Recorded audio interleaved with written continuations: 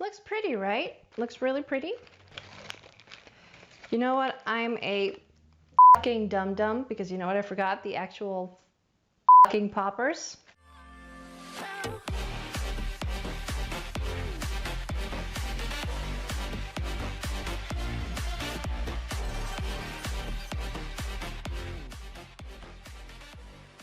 Hello and welcome to this tutorial where I will demonstrate the way that I make Christmas poppers, or Christmas crackers as they're also known as. I think that these things are a wonderful tradition to the Christmas table, and I think they make for a more festive and lively gathering when you hear the popping. So what I do when I make these is I take 3 empty toilet paper rolls, I stack them next to each other, then I take some wrapping paper and then I measure how much I need to cover them with. So this will plot out the basic shape of the poppers, and you can cut any excess paper as you see fit. Then you get the actual popper string, as I call it.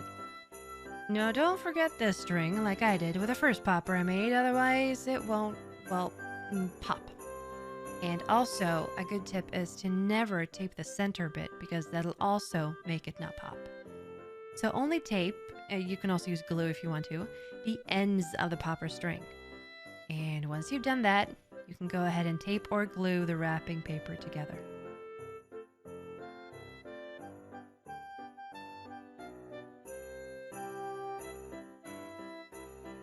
The next part requires careful handling because if you're too forceful or too quick, the wrapping paper will break. So what you're going to need to do is you're going to pull out one of the toilet paper rolls about 2 to 3 centimeters. I actually don't know how much that is in imperial, like an inch maybe or something. And then what you're going to do is you're going to start twisting it. You can use your fingers to adjust the wrapping paper so that it doesn't stick out. Once you've twisted it, you should have a little to no hole through the popper at the bottom. And you take some string, you can use any kind. I just used the one I'd been using for when I wrapped the Christmas presents. And then you gently tie it between the 2 toilet paper rolls where you twisted the paper. And then you tie a nice bow or whatever you want around it, and it should look something like this. And then you add some candy, little presents, or whatever you like. Traditionally, I think the English and Americans put some silk paper crowns that you wear during the feast, but I doubt you can get anyone in my family to wear that except for myself and my 10-year-old son. So once you have enough treats in the popper, you pull out the other toilet paper roll a little and twist it, just like we did with the first one.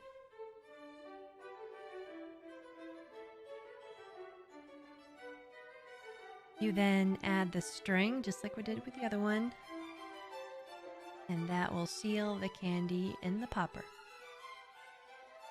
So if you're thinking, I wouldn't know what to do with a finished Christmas popper, even if I did make one. So what you do is that you have someone grab one end, and you grab the other end. You both pull in opposite directions where it will make the signature pop when it breaks. And whoever has the middle part still attached gets the treats inside. Out of my own curiosity, I decided to look up where this tradition originates from. It's kind of an interesting story, so here's that.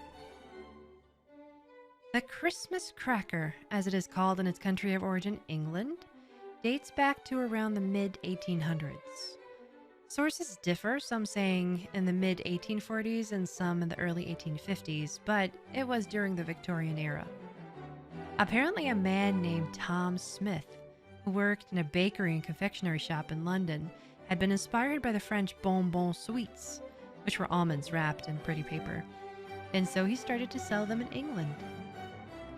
Now, 2 of my 3 sources about the Christmas cracker, links to all 3 of them down in the description, say that Tom Baker was inspired to make the sweets be opened with a crack from listening to the crackling of his fire one night. Whatever the origin, I think it's a really sweet idea, and I really like having this as a tradition at Christmas. Apparently you can fill the Christmas poppers with other things as well. Also, they usually have jokes written on a piece of paper inside them, something I discovered when I was researching the origin. I might try to wedge some jokes into the poppers that I made. Anyway, you fill them with whatever you want, and you do with them whatever you want.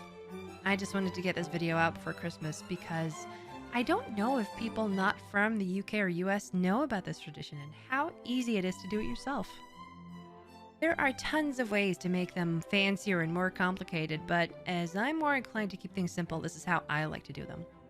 So if you like this video or found it informative or interesting, then please remember to give it a like, maybe share it with somebody else you think would enjoy making these poppers for Christmas. Subscribe to stay updated on my latest videos, and feel free to leave a comment on your thoughts about the poppers, the tradition, and its origin. I also stream every Tuesdays, Thursdays, and Sundays. I'm also on Twitter and Instagram, so come say hi to me there. Links will be in the description and at the end of the video. So, all that's left for me to do is to wish you good luck if you decide to try to make the poppers, and to wish you a very Merry Christmas.